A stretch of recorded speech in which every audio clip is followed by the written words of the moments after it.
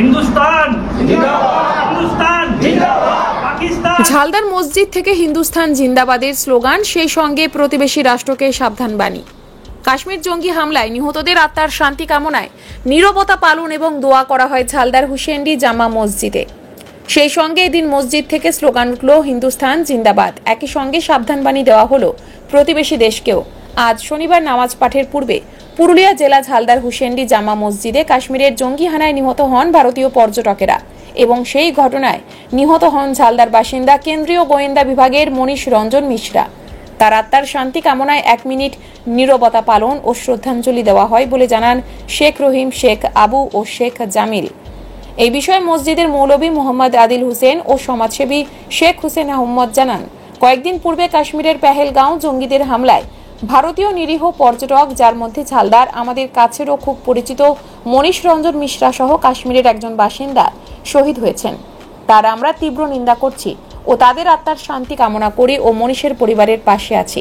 সাথে সাথে ভারত সরকারের কাছে আবেদন যাতে এর শক্ত হাতে মোকাবিলা করা হয়, যাতে প্রতিবেশী দেশ শিক্ষা পায়। তারা আরো বলেন, আমরা ভারত সরকারের পাশে আছি ও শহীদ পরিবারের পাশে আছি। যারা এই করোনায় মারা গেছে কাশ্মীরে, তাদের আত্মার সান্ত্বনার জন্য আমরা কিছুক্ষণ আমাদের জামা মসজিদ কমিটির তরফ থেকে, গ্রামবাসীর তরফ থেকে নীরবতা পালন করছি।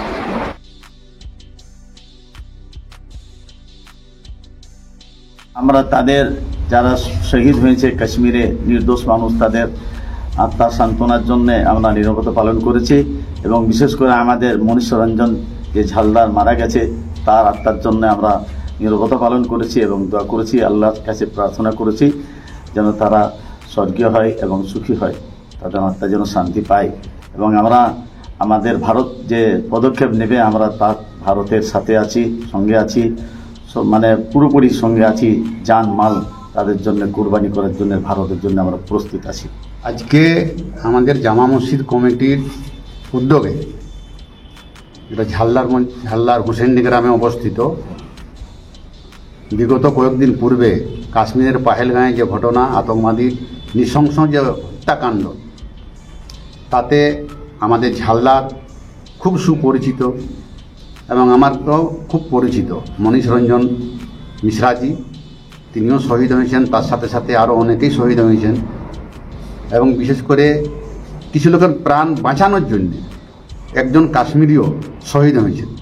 তাদের প্রতি শ্রদ্ধা নিবেদন করছি এবং 1 মিনিট নীরবতাও পালন করলাম এবং আমরা আশা করছি ভারত সরকারের কাছে যে এর উপযুক্ত জবাব ভারত সরকার দেওয়ার জন্য প্রস্তুত হচ্ছেন এবং হওয়া উচিত। একজন ভারতীয় হিসাবে আমি বিশ্বাস করি যে ভারতের এই ক্ষমতা আছে যে পাকিস্তানকে উপযুক্ত জবাব দেওয়ার। সাথে সাথে আমরা ঝালদা এলাকাবাসী, মনীষ রঞ্জনজির যে পরিবার, তিনার পিতা আমার খুবই পরিচিত মঙ্গলেশ মিশ্রাজি,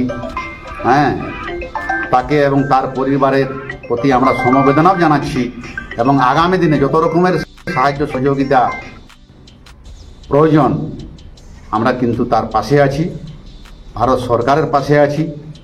পাকিস্তানকে যাতে উপযুক্ত শিক্ষা দেওয়া যায়, তার জন্য যা যা পদক্ষেপ গ্রহণ করা উচিত সেই সব পদক্ষেপের পক্ষে আমরা আছি আর থাকব।